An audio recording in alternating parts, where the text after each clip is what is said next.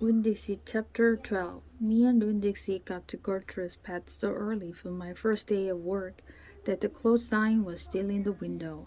But when I pushed on the door, it swung open, and so we went inside. I was about to call out to Otis that we were there, but then I heard music. It was the prettiest music I have ever heard in my life. I looked around to see where it was coming from, and that's when I noticed that all the animals were out of their cages. There were rabbits and hamsters and gargoyles and mice and birds and lizards and snakes. And they were all just sitting there on the floor like they had turned to stone. And Otis was not standing in the middle of them. He was playing a guitar and he had on skinny pointy-toed cowboy boots. And he was tapping them while he was playing the music. His eyes were closed and he was smiling. When Dixie got a dreamy kind of look on his face, he smiled really hard at Otis, and then he sneezed, and then his whiskers went all fuzzy, and then he sighed and kind of dropped to the floor with all the other animals.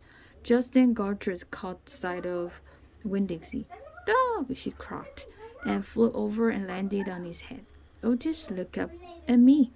He stopped playing his guitar and the spell was broken. The rabbits started hopping and the birds started flying and the lizards started leaping and the snakes started slithering and Winn-Dixie started barking and chasing everything that was moving. And Otis shouted, "Help me!"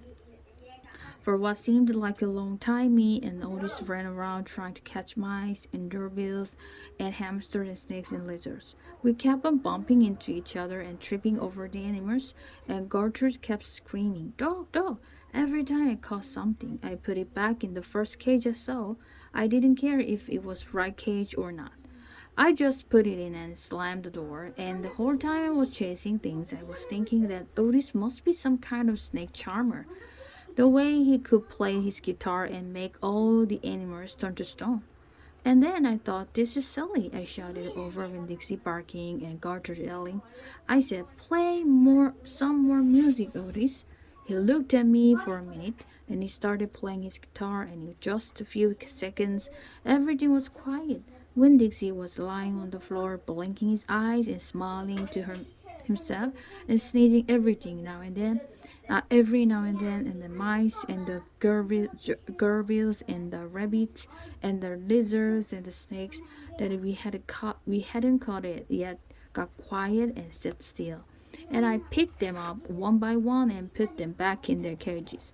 When I was all done, Otis stopped playing. He looked down at his boots. I was just playing them some music. It makes them happy. "Yes, sir," I said. "Did they escape from their cages?" "No," Otis said. "I take them out. I feel sorry for them being locked up all the time. I know what it's like being locked up." "You do?" I said. "I have been in jail," Otis said. He looked up at me real quick and then looked back down at his boots. "You have?" I said. "Never mind," said Otis. "Aren't you here to sweep the floor?" "Yes, sir," I told him. He walked over to the counter and started digging through a pile of things, and finally he came up with the broom. "Here," he said, "you should start sweeping." Only he must have gotten confused. He was holding out his guitar to me instead of the broom. "With your guitar?" I asked. He blushed and handed me the broom, and I started to work. I am a good sweeper. I swept the whole store and then dusted some of the shelves. The whole time I worked, when Dixie followed me and Gertrude followed me, him flying behind him and sitting on his head and his back and croaking real quiet to himself, "Dog, dog." When I was done, Otis thanked me. I left Gertrude's past thinking about how the preacher probably wouldn't like it very much that I was working for a criminal. Sweetie Pie Thomas was waiting for me right out front. "I seen that," he said.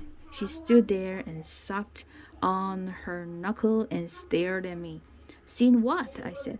"I seen all them animals out of their cages and keeping real still. Is that my magic?" she asked. "Kind of," I told her. She hugged Winn-Dixie around the neck, "Just like this grocery store doll, right?" "Right."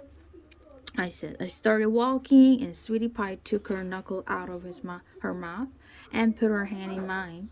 Are you coming to my birthday party? She asked. I sure am. I sure am, I told her. The theme is pink, she said. I know it, I told her. I gotta go, she said. All of a sudden, I gotta go home and tell my mama about what I've seen. I live right down there in that yellow house. That's my mama on the porch. You see her? She's waving at you. I waved at the woman on the porch. She waved back, and I watched Sweetie Pie run off to tell her mama about Otis being a magic man. It made me think about my mama and how I wanted to tell her the story about Otis' charming old animals. I was collecting stories for her. I would also tell her about Miss Franny and the bear, and about meeting Gloria Dumb and believing for just a minute that she was a witch. I had a feeling that these were the kind of stories my mama would like, the kind that would make her laugh out loud, the way the preacher said she liked to laugh.